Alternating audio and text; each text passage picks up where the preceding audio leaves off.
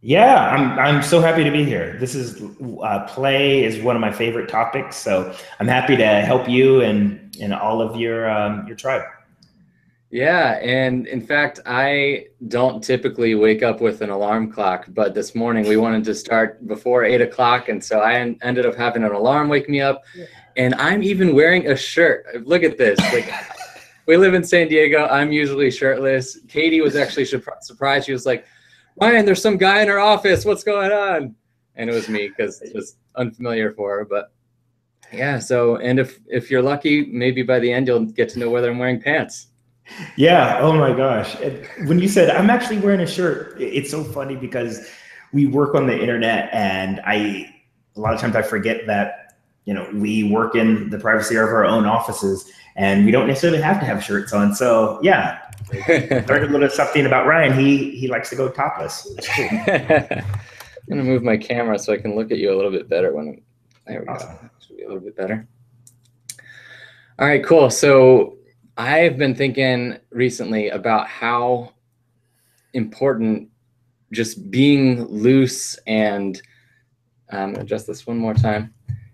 Just incorporating more play and spontaneity into our lives is, and I know that that is something that you are really good at, and you're also passionate about helping other people discover how to do that themselves. And personally for me, um, I feel like most of my life has been too serious, and I studied so hard in high school and also in college, and then was working at a really tough hedge fund job, and then as a software engineer after that. And so I am noticing some of those patterns creep up into my life again. And so I wanted to reach out, and I figure if I am experiencing some of these stressors and am taking things too seriously, then probably a lot of other people are too, and they'd probably benefit from us having this conversation in a public way where you can help me out and help other people out. Yeah, and I like to say, yes, you're not alone because the thing that got me to realize I needed to play more was I kept experiencing burnout, and I was thinking to myself, this can't be normal. This is not healthy. There has to be something about it. And I was really concerned about my health and then we'll talk about my story here in a bit, and those of you who are viewing in, at the end I'll give you, if this is something that you're interested in, I'll give you some tips that will help you get started with play. But with me, I was pleasantly surprised that the answer was really simple, and it was something that I already knew how to do and something that I've done before. I just haven't done it recently, and once I started doing it, to be honest, I didn't necessarily need medication. I didn't, need, alcohol or any of those things that we typically do to take the edge off. And it was free. Yeah, gotta love that. Yeah. And when you mentioned burnout, I think it's interesting because so many people experience it. So many employers worry about that in their employees, but also it makes me think about how that's only a narrow way of looking at it. It's almost like it's thinking about what if I am not enjoying myself enough and then I end up wanting to leave and go do something else. But it's sort of like, well, isn't enjoying yourself, period, like that is the point of life. So it's sort of like, it's funny that sometimes it takes the concept of burnout or like how we're doing in our careers to get us back to that, like, why am I just not enjoying myself on a daily basis? Yeah, exactly. And so jumping into some of the stuff, that's usually what happens. Like we push ourselves, we push ourselves, we push ourselves. We've been told, get a good job. If you're successful, you will be happy. And you do all the things that you're supposed to do. And in this day and age, because we're always on, we're always connected, and we want to do really well. And at the end of the day, I don't know about you, but the reason why I push myself is because I wanted to be happy. It's so, like, when I think about it, it's so ironic that I experience such pain and uncomfort just to be happy. And it was one of these crazy cycles where I realized that I was chasing after happiness, but I was never getting closer and closer because I kept putting these other things first. Yeah, you define it as I'll be happy when, and you set these goalposts out further and then you move them out further. And because that's just how we are. As humans, that's evolution. The moment we hit a mark, we're not happy with it anymore. So we push it. And so if your goal is to be happy, and if you're going to be happy when you're successful, or you're going to be happy when you do all these things, well, guess what? You will never truly be happy because you're always going to push it out. And that was one of the things that I experienced. And it was because of that, I learned about improvisation, and I learned about just allowing myself to be a beginner again, and then putting happiness first, and then success followed. Absolutely. So I was wondering if you could just do a quick overview of some of the benefits of play for your health. You mentioned that you had some health issues that went away, relationships, happiness in general, and then of course we're here to talk about productivity as well. So maybe just a quick overview about some of those things. Cool. Yeah. And before I get into that, let me just set things up by, sharing a little bit about my story, just to, set some context here. When I first experienced burnout, I was about 26, 27, 28, and I was in a very high pressure scenario. I worked for a digital marketing agency. And again, I was always told, Gary, you need to, be successful. You need to have, wife, 2.3 kids, house, car, like all those things. Like I was told, that is the definition of success. And, if you get those things, you'll be happy. And at the end of the day, my parents always said, Gary, you can play when the work is done. And so I, again, being a very silly kid growing up, I love playing and I love being silly. But I was like, oh, I'm an adult. As an adult, you need to be serious. And so I just pushed myself and I moved up the ranks really quickly. I went from just a search marketing manager to a director to VP status. And this happened all within a year and a half. And again, I'm a little ashamed of even admitting this, but I, at one point, was miserable. And like all my friends that weren't in that space, they were saying, like, Gary, what are you talking about? You get to travel all over the US. You get to, wine and dine with cool clients. You're working with these really large clients. Why are you miserable? You're making a lot of money. And the problem is because I was not enjoying myself. Then you felt miserable, and then you start feeling spoiled too, because everyone's pointing out how they would kill to be in your situation, and you're just like, no, that's not good enough for me. Yeah. And then I was ashamed. I was like, because there are people out there like on the street that wish that they had a job. They wish that they were in my place. But the problem was I was pushing myself way too hard. And then I realized I wasn't sleeping enough. And, how I did that was, because I woke up and I was tired. I was drinking a lot of caffeine, which was keeping me from sleeping. And then I ended up taking, medication to help me sleep, but then it made me anxious. And then I needed medicine for anxiety. Like it was just this crazy circle. And then, again, I was always about bettering myself. And so one day someone told me, because Toastmasters, I love Toastmasters. Toastmasters is awesome. And if you are looking to better your public speaking, I highly suggest taking a Toastmasters course. So what I'm about to say is sort of contradictory to that, but Toastmasters does the foundation. For me, once I had that, I felt too rigid because there were so many rules and I was in my head. Now, a mentor of mine, he said, Gary, how about taking an improv class? And I was like, improv class? How is that going to help me with my public speaking? He just said, Gary, just take it. And I don't know about you, I've had mentors that they tell me to do something, and though it may seem a little bit contradictory, when you do it and you get 3x the results, you just trust them. And this is one of those guys. And so I said, all right, cool. And so I signed up for an improv class, and it was on a Monday night. And to be honest, I almost didn't go. It was, Mondays are crazy, especially if you work in a marketing agency. It's right after the weekend. Clients are all over you looking for reporting or whatnot. And it was about 6:30, and I was about the time where I'm like, I should probably get out and go. And I was thinking, no, maybe I shouldn't go. But a little voice inside my head told me, Gary, go to this class. And so, I turned off my email and I went to this class, and it was in this theater. And it was this, dark theater. There were 12, 13 people, and they were just regular people. There was no one, that was necessarily theater or anything like that. Everyone just like you and me. And for 2 hours, I did not think about my to-do list. I didn't think about, all the troubles and stuff that was going on. I was just having fun. We were doing these nonsensical games. And Ryan, you know all about this because you took an improv class. Yeah. And something changed in me at that point because when I left, to be honest, that next day, I felt like I just came back from a week-long vacation. Oh, that's cool. And it was because I let myself play. And again, I didn't know that was the answer. But that was the first week. And then I went back the next week. And then I started learning about improvisation and how improvisation can help you be more creative. But the core of everything was that I was playing. And I was going back to like being a kid. And think about when you're a kid and what you do, you don't, when kids play, they're not judging each other. They're not like necessarily trying to one up each other to make themselves look good. Yeah, there is a little bit of one-upmanship, but they're doing it for the sake of play.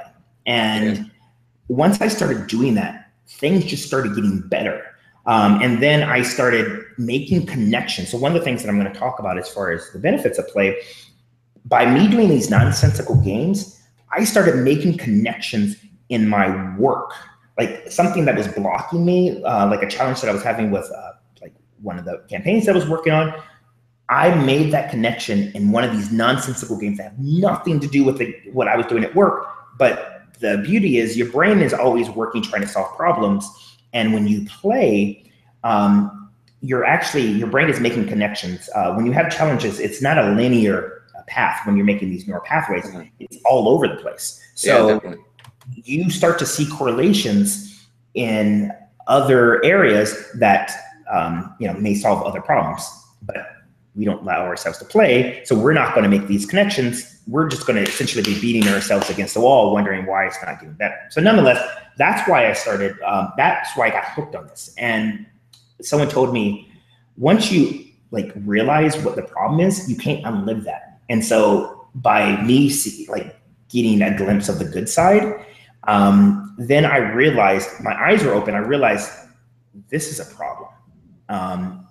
But the challenge is I couldn't tell my coworkers that because my coworkers, they've never experienced that. They just thought it was the normal. It's like, yeah, you work at an agency, you're going, it's hell.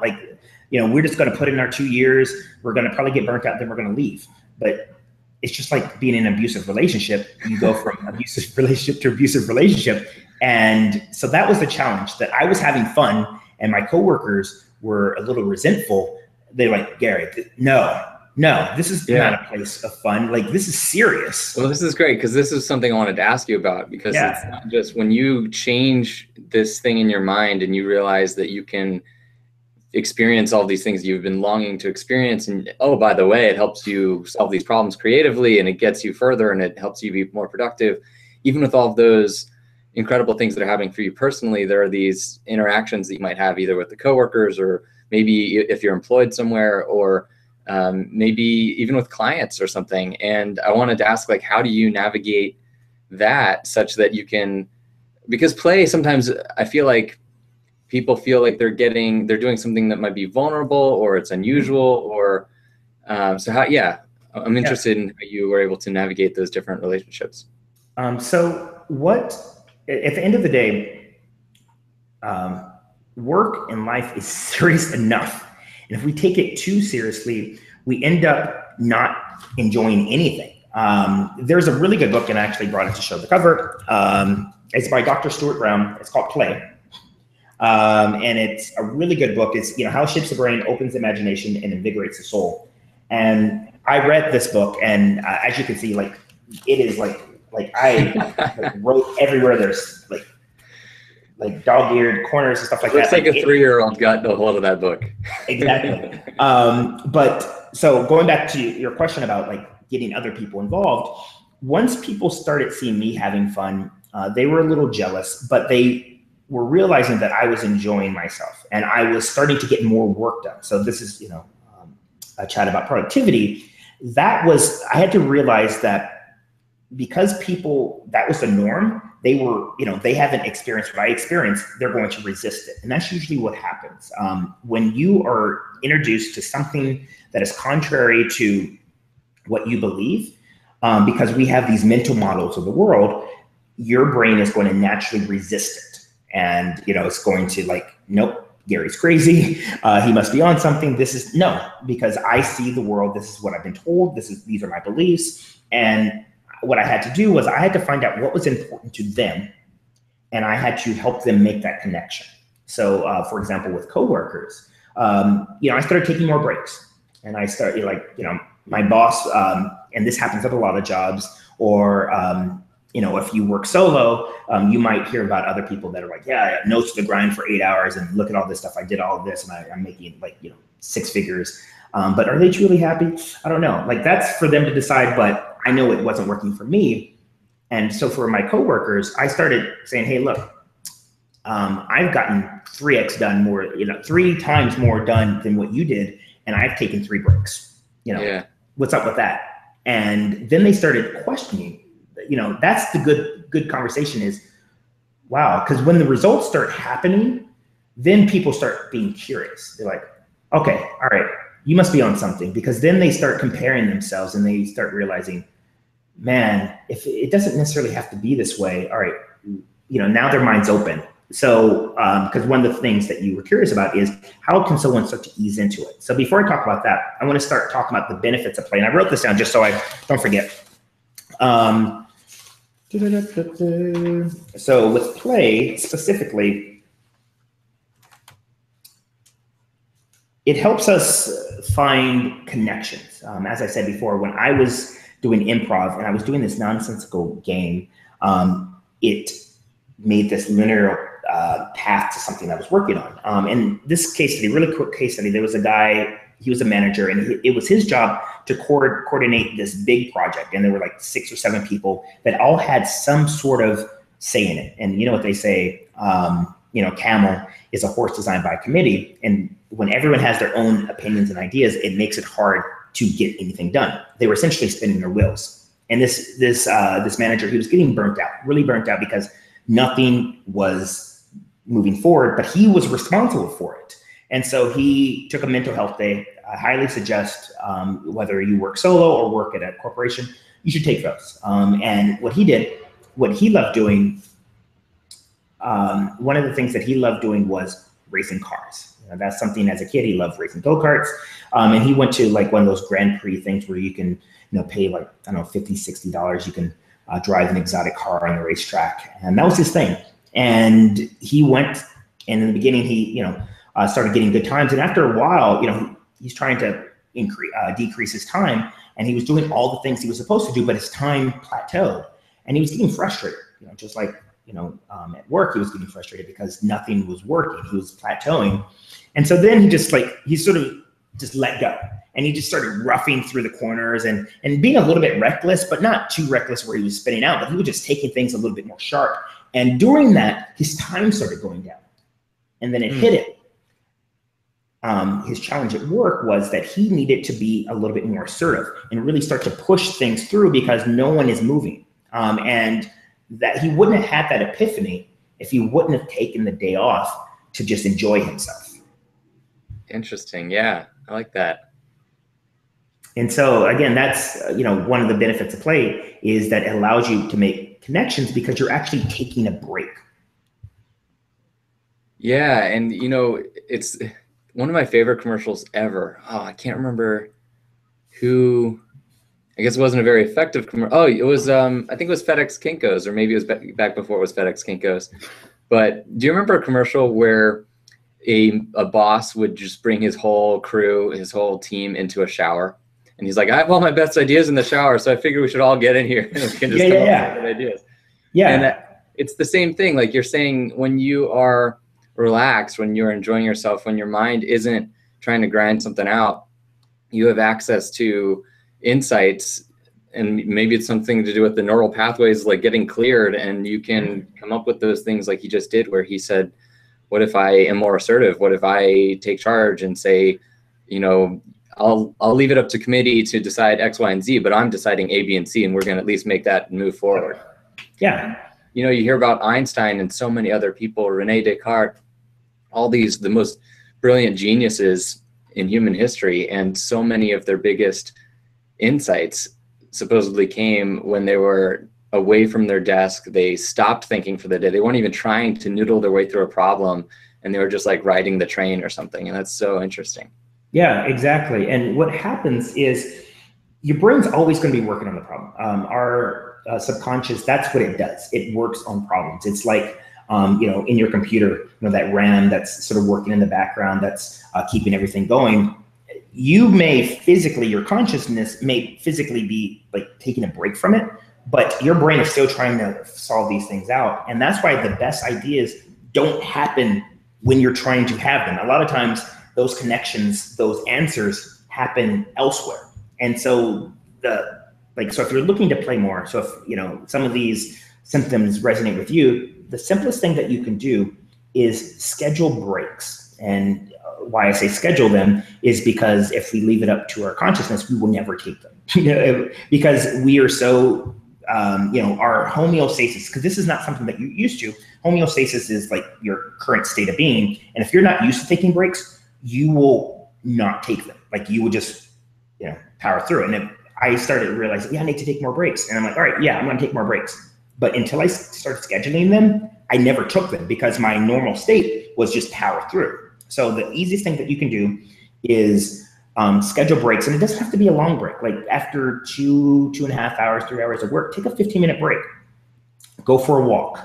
And if you want to sort of level up a little bit, do something when you were a kid, like skip. I kid you not.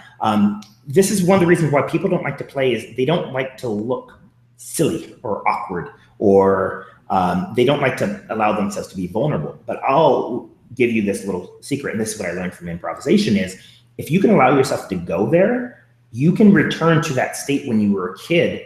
When, guess what? When we were a kid, we learned, like in that short period of time, we learned more during that time than we have done any other time period because we're learning so many different things, and it's because we're always playing.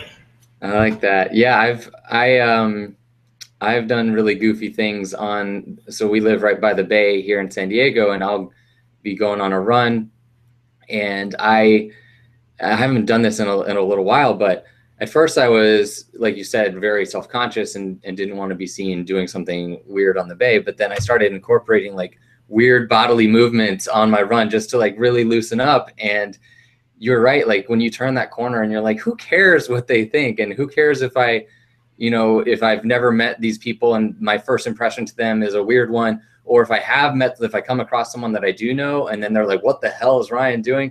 Like, who cares? And so when you get to that, like that feeling of, I don't know, call it safety, or you could just call it I don't care anymore. And it feels like empowering. I think you use the word empowering, and it's like it unlocks something not just in you, but you can sometimes see reactions in other people where it's like you're doing something for them. And that's sort of a cool experience. You give them permission because that's the problem. As adults, we think we have to be serious.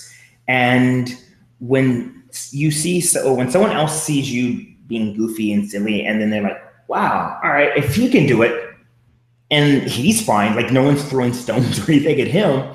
Yeah. It's okay for me to do it. I was in the juggling club at Princeton, so I would juggle and I would ride my unicycle, and you're inspiring me to go into my garage and get that unicycle out and start riding around the bay, because that's one of those things where people are like, most people don't have a unicycle, they've never ridden one before, and when they see it, they stop and they're like, whoa, and you know, they'll be saying like, oh, you go, man, and they'll throw high fives and whatever, and that's one of those things where it's like a permission slip for them to like do something goofy in their day, and yeah, that's perfect. And that brings me to my next topic, which is called play history. So Dr. Brown, on the book Play, he talks about what is your play history. And what I mean by play history, what were the things that you did either when you were a kid or when you were a bit younger that you just loved and it brought back such great memories? And again, play is about an experience. Play is about a visceral like sort of reaction. And when people say, Gary, like, what does it mean to play? I'm like, I can't necessarily describe it. It's like me telling you what a joke is. Like if I have to describe it, it loses its meaning. But and for everyone, it's different. So for you, Ryan, it's juggling, unicycle. Like that brings back great memories. And what's happening is when we don't allow ourselves to play, we think that something's wrong with us. Actually, we're going through low levels of play deprivation. And that has effects on everything that we do. And so, Ryan, like I am confident that if you go out and break out the unicycle and allow yourself to just be there and not try to be perfect, but just go out and have fun, have an experience, fall down and juggle, do all that stuff, you will feel invigorated. And you will find that when you go back to your work, you're actually motivated to just keep going, because play is an autotelic experience. What autotelic means, it's you do just because. In the book Flow by Mihai Csikszentmihalyi, he talks about how athletes and scientists and mathematicians, stuff like that, how they get into a state of flow. And a lot of times they are just playing. You know, to them, to their brain, there's no difference. And if you can take that concept of play and bring it to your work, like what are the things that excite you? And if you can sort of align that with what you do, even like, you know, it can be anything. Like for me, as a child, some of the things that I loved doing was entertain. Like I was the most goofiest kid. Like I would go and I don't believe you. I know. Right? I would go and make these crazy little talent shows for my family, and we would I would do all kinds of stuff. I need to find it there. It's somewhere. Like I did this video in 4th grade. Everyone else did a report. Mine was on malaria. I made a movie to explain what malaria was. This was like in 4th, 5th grade. And this is like old school, bigger cameras that had like the big tapes in it. And so my mom and sisters are in it. And it was like completely ridiculous. But again, like as a child, I've always been like that goofy kid. And maybe that's what drawn me to improv, and why after doing improv, I felt so alive, because I was tapping into something that I loved doing as a child. Right. Yeah. And this is I've had a couple insights already on this in this conversation. And one was so I already was, in terms of fitness and exercise, I've already been resisting the idea of making that into something hard. And I guess I'm proud of that resistance. And in other words, in order to stay fit and to be healthy, I prefer just playing more basketball and more soccer, and to the point where I am in great shape and I can outlast everybody else, and I don't need to necessarily train in like a very rigid way. It's just like go out and play more games and keep playing until that's the way I am. But I hadn't thought of this unicycling thing as an addition, because that's even more of like a playful, that's sort of like a ridiculous way of staying in shape. And so if I could just incorporate a routine, maybe even like on every morning I could get out there on the bay and just be rolling around. And, I never intended to ride the unicycle very far, but I can end up doing loops on the bay or something and see how that goes. So I'm very interested in that. Yeah, and I bet you'll find connections on like little blocks and stuff. And so you bring up the whole thing about juggling. And so I've always, again, the whole entertainer aspect of me, I've always been fascinated by stuff like that. And so I picked up juggling. I've only been juggling for about 2 weeks, and I'm not good at it, but like, who cares? Like, that's the whole point, is that when you play, you silence your inner critic, because as we get older, we go through puberty, we start to judge ourselves. And that's what keeps us from being productive. That's what keeps us from playing, is because we think that we need to be perfect. We think that we have this image of what it's supposed to be like. And then when we do it, if it doesn't match that mental image, then we think that we suck and we don't do it, and we keep ourselves from having fun. And so, I was watching some YouTube videos, and I knew the techniques of juggling, of doing a cascade. I knew all right, I need to do this, this, and this, technique. And then, I got pretty good in the beginning. When I mean pretty good, I was able to throw it and catch a ball. I wasn't doing necessarily anything. But then, I was getting frustrated, and I told myself, Gary, just who gives a F about this? Just go. And then the other thing is, once I stopped thinking, I started doing, and it became more enjoyable. And in the book Creativity Inc. And it's by, I forgot his name, but he was one of the founders of Pixar. He talks about like the creative process that Pixar goes through. And one of the things that one of the directors from Pixar says, he says, when you think, you stink, because we're in our head and we just got to let ourselves go. And all ideas and all things that we do in the beginning, we're going to suck. If we accept that and just get it out there. So again, productivity is about doing, and not necessarily doing more work, but just being effective. And a lot of times we procrastinate because our inner critic is telling us, oh no, you're gonna suck. It's not gonna be as good as you want it to be because of your mental image. So going back to juggling, once it startled me because I stopped thinking. I trusted myself that my hands knew what it needed to do. And I just was there and enjoying it. And I did 4. I was like, oh my God. And then I just immediately dropped everything. But again, just letting yourself just be. Yeah, I'm writing that down. And what you said about the juggling, it reminded me that seems sort of like a metaphor for what we're talking about here with play, opening up your mind, because with juggling, you literally can't focus on the ball. It's sort of like if you were going to focus on the problem, sometimes that blocks you from solving the problem. And with juggling, you have to only use your peripheral vision. You have to sort of blur it out, just that's in the background, just getting solved for you.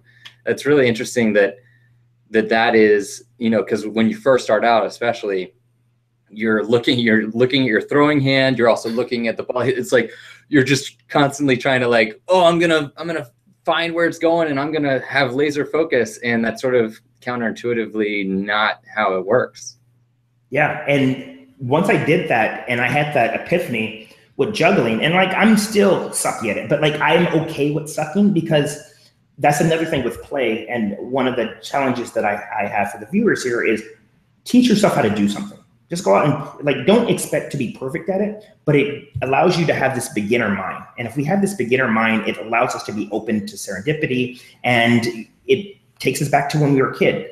When we were a kid, the sort of basics of play is in movement. And when we move and we are enjoying things, we get out of our heads, we get to this autotelic state, and time just flies. I don't know about you, when you're doing something that is fun and enjoyable and you're playing, time goes like this. So if you want to be more productive, if you can align your work with what you like to do in play, and somehow it requires you to be creative and think outside the box. And if you can get into the state of flow because you're not thinking about it, your time will just fly. I love that's really taking it back to a different level. I love that, because it's if you, and I didn't even think of that as we were setting up this conversation. I was sort of thinking okay, someone's doing their work, and if they want to be more productive, they could sort of apply play to it, and then they would, help them there. But you're reminding me, you might be doing the wrong work. Figure out a different way to be helping someone, and in a way that it feels like you're getting paid to do something that is really just play for you. Yeah, and then another thing on that is called perspective too. You need to look at your work in a different lens to see how it aligns with what you like to do. And that's why the first thing that you have to do is this whole play history of how do you, what are the things that you did as a child, as a teenager that was fun and enjoyable? And a lot of times, because we have this mental image, mental model of how things should be. And when we when I was a kid, the things that I liked to do was play Barbies. I can't play Barbies. Well, all right. What about playing Barbies did you like? Was it role playing? For me, again, the whole entertaining thing. I'm oh, cool. And how can I take that to my work? How can I take that sort of entertaining sort of spirit and bring it to what I do? Because that, again, your play history is ingrained in you. It's like that little kid that's locked inside in its room, hey, let me out. Let the kid out. And just figure out how to incorporate it into what you like to do, and then explore some new things. But these are some things, once you start tapping into them, they start bleeding over into what you do. And then your work becomes fun, and fun becomes work. And it's just, it is what it is. Because a lot of times people say the opposite of play is work. And I say that is BS. The opposite of play is torture. Like when you can, and it takes time, like don't expect it to be perfect, and take whatever you think it's supposed to be, throw that out. Again, our goal is to silence this inner critic in our head that is keeping us from like really living and being, and just play around with some stuff and experiment. And if it doesn't work, cool, try something else. I love this. Yeah. And so because that's right. I think even if people haven't asked themselves exactly what is the antonym of work or what's the antonym of play to come up with the other, I think we're sort of living as if we think that. And I think you are spot on. And the implications of that are basically what we just said a minute ago, which is we have a need to make our work also be our play, because that's how we avoid the torture. That's how we live the life that we want to have. And we can just be helping others in a way that's really playful, and we can get rewarded for it both financially and emotionally. Yeah. And because another note that I wrote it down, and it's on balance. And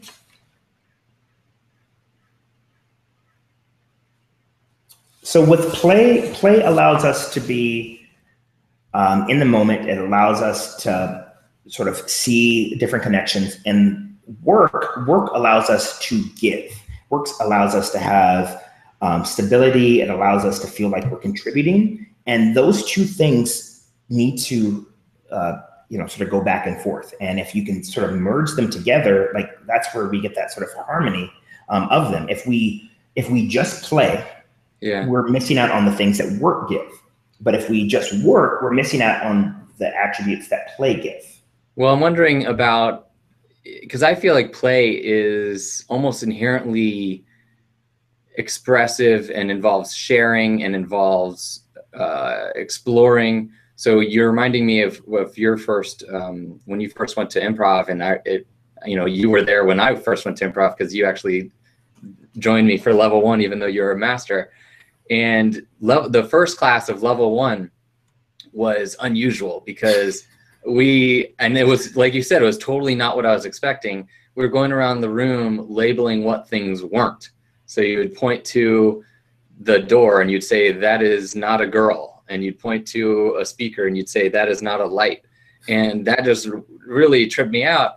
And then I just got into this mode where when I got home to Katie, I just wanted to tell her all about what we just did that night. And there was nothing maybe all that interesting to someone who wasn't there, but it was like that, I don't know, just those experiences sort of brought me into a sharing mood, because it's like, oh, I want to share, I don't know.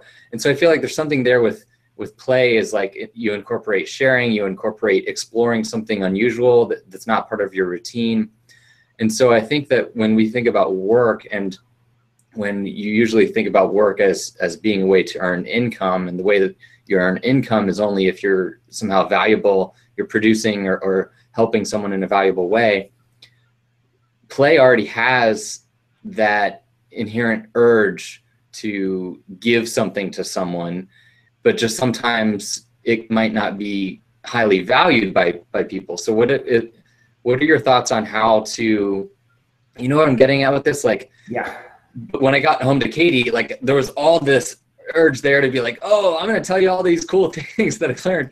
They weren't necessarily going to be all that valuable for her. It wasn't like she would pay me to tell her all that, but there's so many times when play can be super, super valuable for other people. Like hopefully right now, I mean, I'm having a great time in this conversation. And this is like the way that this is my new life now. This is the way I make a living, is helping people be their best selves. And so it's super fun that I get to make money by just having conversations with my friend Gary.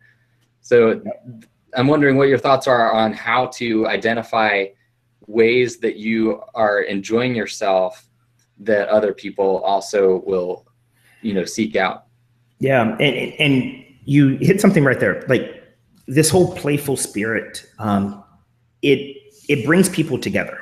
I don't know about you, but when I did improv and I really started playing with and letting myself be vulnerable and all these other things that we talk about, the benefits of play around other people, we connect because like, it's this crazy thing where it's like, it becomes like a bond. And we, you know, get on this level of rapport. With improv, they talk about group mind, where we're like, you know, I'm not trying to get too woo-woo here, but like, we're like sort of like experiencing the same wavelength, and things are just going through, and it's just crazy. I can't express it in words, but like, it's just crazy. And the cool thing is when you play and then you bring it to someone else, like, yes, Katie wasn't there, but she probably felt the experience that you did, because just when you told me about that, I started like getting all giddy and stuff like that. So it's crazy. So, but getting back to the point about playing with others and sharing, that is like, that's why it's important for teams to play,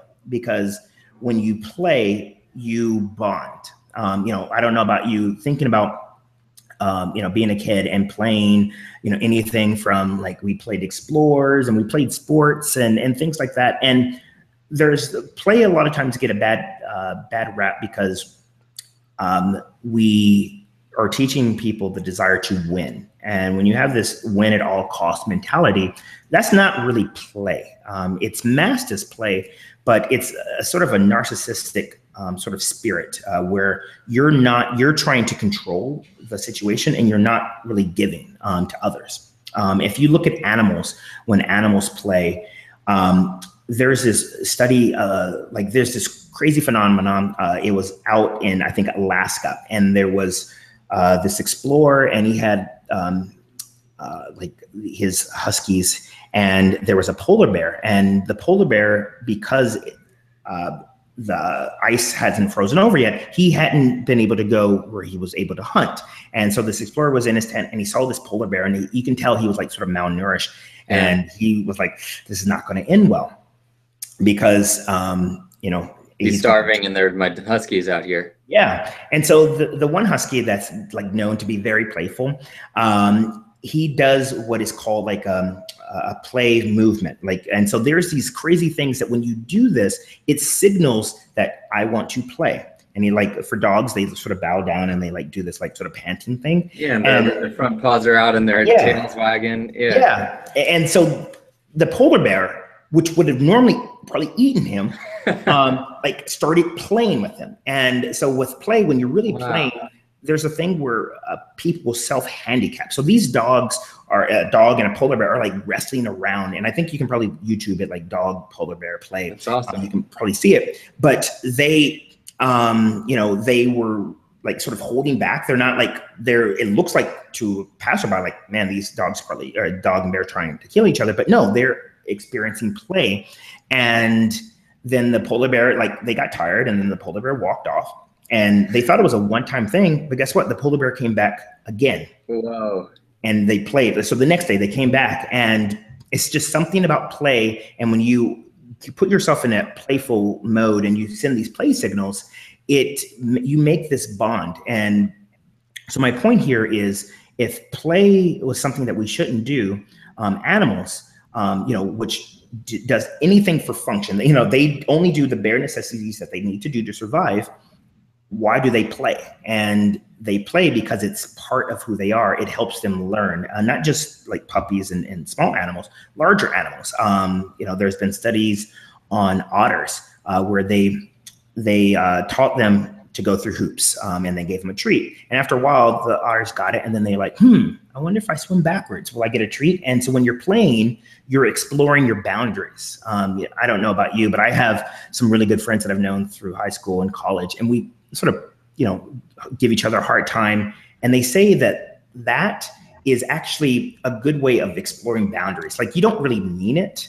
You know, you're doing it with a playful attitude. And, you know, when like we tease each other, like, we're not doing it to inherently hurt each other. We're just doing it like out of fun. And it's still bonding.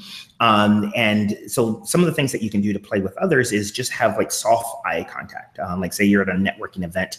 A lot of times what we do is we feel awkward and we put off this awkward energy, and we're trying not to make eye contact. And when I talk about play signals, that is the opposite of play signal. That is actually like, you're thinking that you're trying to be like normal by not making eye contact and looking away, but you're actually sending off these awkward signals, when in reality you should like have a soft glaze. And I tell people, if this is a challenge, think about a friend that you haven't seen in years, and imagine that you're about to see that friend at the airport. You're picking them up and you just won the lottery, and you have a surprise for them that they're going to get money. You guys are going to go off and do something awesome. Like, think about that. Like, like I'm just saying that to you, right? Like you're giggly, like it lightens you up. And so some things that you can specifically do with others to play is that feels like a good way to walk around anyway, just to feel yes. Like, I just won the lottery and I'm going to share some with you. Like, imagine. Yeah. And then again, it sends off these play signals, this transfer of energy that we pick up on a different level. And, they say when people play together, they stay together. Nice. Yeah. And I'm going to connect back to what you said about you said that when you're a kid and you're playing like crazy, that happens to be the time when you're learning more than ever, than any other time in your life. You're able to learn language, you're able to learn culture and like what's considered appropriate by your parents and by society. You're able to learn functional things like how to tie your shoes and how to use a toilet and all this stuff. And you're just learning. And you said, what if you can experience play now where you can put yourself sort of back into that childlike mindset in order to unlock all of these different abilities that you have for that rapid learning. And I think that's huge. Yeah. And when you play, it's like you're sort of role playing, you're sort of testing out scenarios, and it's not real, but it is real. So there was this sort of study where they interviewed these girls that used to play with dolls, and they asked them how they play with their dolls and what their scenarios were like. And guess what? A lot of them, how they play with their dolls is how they are in real life. And so as a kid, they were sort of testing out these like little scenarios of like the ones, like there was this one, she said her way of how she played with dolls was always like, the Prince Charming needs to come and save me and blah, blah, blah.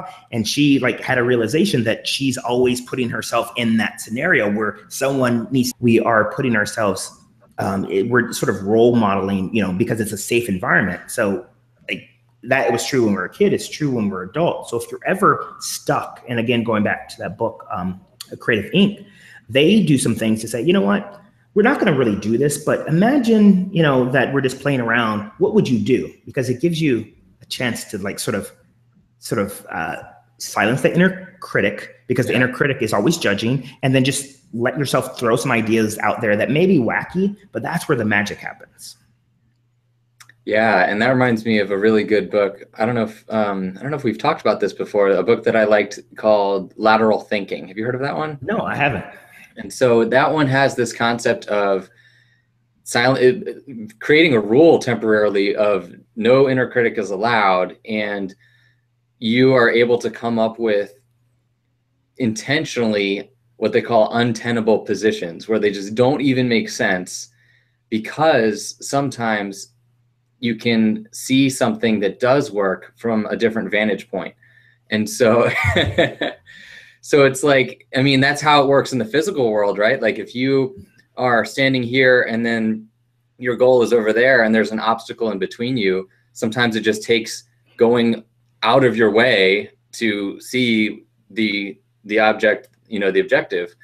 And that works in terms of your intellectual problems too, where sometimes the example I remember from the book was apple picking. And so they're trying to get more apples off of the trees into buckets or onto trucks or whatever, with as few bruises as possible or something like that. And so the exercise, the brainstorming exercise, was come up with as many impossible scenarios for how this could work, so that it can unlock your creativity for maybe a way that is possible that you never otherwise would have been able to access in your mind. So you'd come up with things like the apples just want to jump off the trees into the truck, or you have magnets in the truck and the magnets attract the apples, and like all this stuff that doesn't make any sense. And you just like list out all these things. And then soon after that, you have, you and your team, if you're all brainstorming around these ideas, you're able to see like, oh, what if, the magnets don't make sense. And of course the apples don't have any, mind and intentions of their own, but what if you can do this and this and that? And so it's super cool to see, like, just like in the physical world, when you walk around a corner to get where you want it to go, you can do that with problem solving as well. Yeah, and guess what? You're actually playing, because you're employing a playful mindset when you're doing this activity. Yeah, it's very inventive and creative. It's like you're coming up with stories, and they're totally fictional, but they're sort of entertaining as you do it. Yeah, and then, like what you said, you start to make these connections where some of them, they may be, or some or all may be very nonsensical, but from those you may glean like just a spark of something, a kernel of an idea that may work. And guess what? If you would have, because it's all based on our mental models. We have these mental models that guide how we do everything, and they're there for a reason. Back in the old days, when there were saber-tooth tigers and stuff like that, they kept us safe.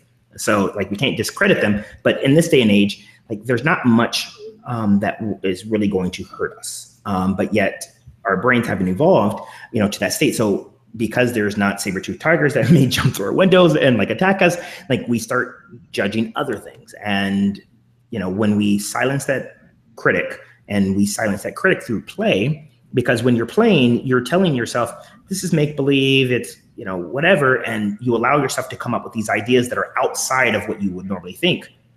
Then you, like you said, you see things from a different vantage point, and you see something that you probably wouldn't have saw. Right. So one thing you said was you personally set a schedule for taking walks, or just taking a break in general, or playing in some way. And that's what you recommend for other people as well. Mm-hmm. Are there other recommendations you have for, because I think people typically, they'll have a conversation like this and they'll get all fired up, which I am, and then, get that unicycle out and go ride the unicycle, go play some PlayStation 4 and do a bunch of stuff that is super fun and will have effects immediately. But then people often, they'll retreat back into their old routine. So I'm wondering what thoughts you have on, and of course, scheduling the breaks. That certainly helps, and that could prevent routines, or prevent slipping back forever. But I was wondering if you have any other thoughts about that. Yeah, the easiest thing is to make it a habit, and how we make it a habit is this is taken from BJ Fogg. He does research at Stanford, I believe, and Stanford, yeah. And some of the things that he talks about is baby steps. So the easiest thing, to do, especially if you're working and you're sort of, want to give yourself permission, like I said, schedule it, but aim for 30 days, but you need to make it easy at first. BJ Fogg talks about that there are things, so there's an axis. So the vertical axis is, I believe, is our motivation, and then the horizontal is how hard it is. And so as it gets harder, you're going to need more motivation to get started. And as a way to incrementally get to that point, you just do something that's very easy where you can win. And schedule that 15-minute break, but you need to do it consecutively, day after day after day. And if you miss a day, that's fine. Just don't miss 2. Yeah. And the other thing that helps you keep going is, why is this important? It needs to be attached to something that really means something for you. I know for me, why I want to play is I want to, leave a legacy for my family. Eventually, me and my wife are going to have kids. And the last thing I want to do is be that dad that stifles their creativity and puts them in a state where they, don't have fun. And I'm not trying to say that I'm like that, whoa, goofy dad, that's all over. Like, when you're playful, you're going to be a really goofy dad. I know I am. I'm probably going to be crazy. But, for those of you who are not at that level, because I look at play like a spectrum, like, if you're a DJ, it's like, that crossfader. If you just increase it little by little and push yourself out of your comfort zone, you would realize that, things get better. But going back to these patterns, it needs to be attached to something that's important to you, because if it's not attached to something that's important, it's easy to fall back to homeostasis. I love that. And you had actually, it wasn't just those 2 points you're making. I feel like there's a third one built in there. So first you were saying the start small and build from there. And I don't know if this was BJ Fogg, it might've been, who also said, if you can intentionally shortchange yourself in terms of how much you're going to start out with. Like, let's say you wanted to do push-ups and you were like, if I did more push-ups, I would, you know, achieve my fitness goals or whatever. And I just have a hard time doing push-ups on a daily basis. I think it was BJ Fogg or some other psychologist who said, do some number fewer than you know that you can easily do and you would want to do, so that you're actually craving more, and you're going to intentionally stop yourself and be like, of course I could do 10 push-ups right now. And he's like, start with 5 and say you're going to do 5 every single day. And you're going to do 5 and it's going to feel like you haven't even started yet.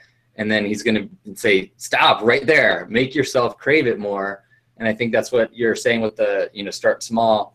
Yep. And I think that really makes sense with the play as well, because I can definitely see myself with PlayStation 4 being, you know, playing some basketball game and then, you know, wanted to just hit start again to get into the next game. Be like, oh, gotta stop. And then that'll definitely help create the routine. Yeah, exactly. The second thing you said was about having the reason behind it, the meaning. And that's super important, obviously. But then you and I share a common mentor, Michael Burnout, who has helped me realize the importance of sort of having it. He calls them a nightmare board instead of a dream board, or like an anti-hero. And so you sort of had an anti-hero in mind of who you don't want to be, and you're running away from that. You don't want to be like this rigid, like stifling dad who's completely boring. And that seems like something that you would do anything not to become. And so if you can keep that attachment, that meaning attached to your routines of incorporating play on a daily basis, that's definitely a motivation there. Yeah, exactly. And on a personal level, you know, when you said that, it really reminded me why, and it's very ironic. So how I ended up, like as a child, my dad was very strict. You know, he was in the Navy. He grew up in Oklahoma. You know, for people that are from Oklahoma, like, no offense, he grew up there in the 50s and 60s, where it's like very strict. You know, you did your chores, you did this. You know, there's no time for play. And so, being the only boy and the oldest, gotta make you tough. And so it was so funny that I was like, you know, didn't want to be like my dad, but I ended up being like my dad unintentionally, because I was trying so hard to get to that level where I can play.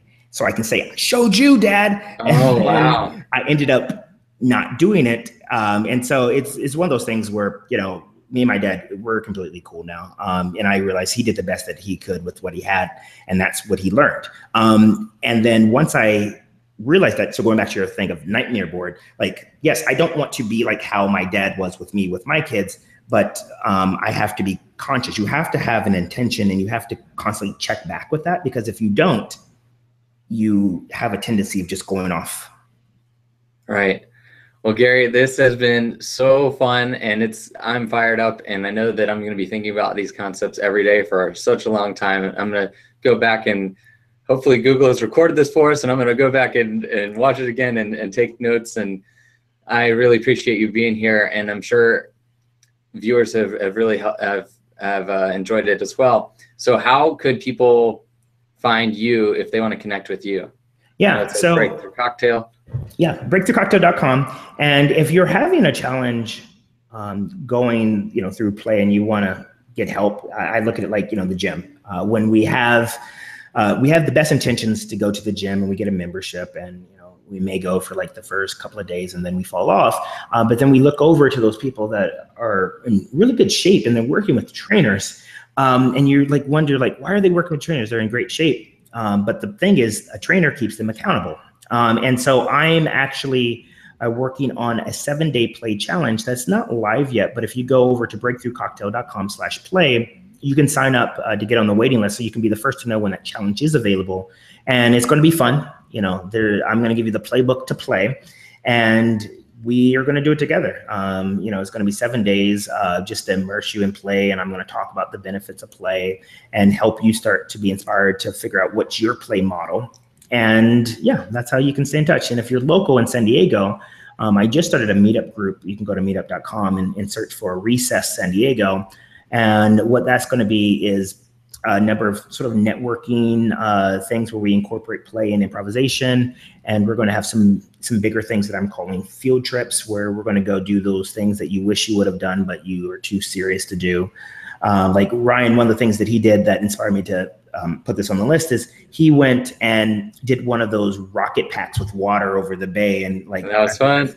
So much fun. And again, it's something I'm like, wow, that is so cool. And, you know, I'm going to add that. And so why it's called Recess is when we were a kid, we would work and work and work. And the beauty of school is after 2 hours, we would go out and play, and we would allow ourselves to be and have fun and self-express. And then we came back to work, and then we were extremely productive again, you know, and that's what we need to do. We need to go back to when we were kids, and Recess is just a local little group just to help people have fun, because like Ryan, when Ryan and I were planning this, it is an epidemic that we are too serious, and so many people are dying at a young age because we're not working how we used to work when our parents were around, where they actually had labor intensive jobs that, you know, they were either doing stuff. We're sitting at computers for 8, 10, 12-hour days, and we're getting T-Rex arms, and we're like essentially killing ourselves. And I want us to get back to, like, you know, how it should be. I love it. And I definitely want to get over to that breakthroughcocktail.com/play and sign up for that 7-day challenge, because you've privately shared with me some of the juicy details, and I'm super pumped for it. So yeah. And the Recess here in San Diego, I'm glad I live here, because that sounds fantastic. It's going to be a lot of fun. But yeah, Ryan, thank you so much for having me on. And for those of you listening, thanks for tuning in. I'm completely serious. You know, take this to heart. This is a serious matter. Play is serious. It's so serious. We need to seriously play more often, but start small. Trust me, you're going to enjoy it. Thanks so much, Gary. I had a blast. Yeah, me too. Take care. Talk to you soon. Bye.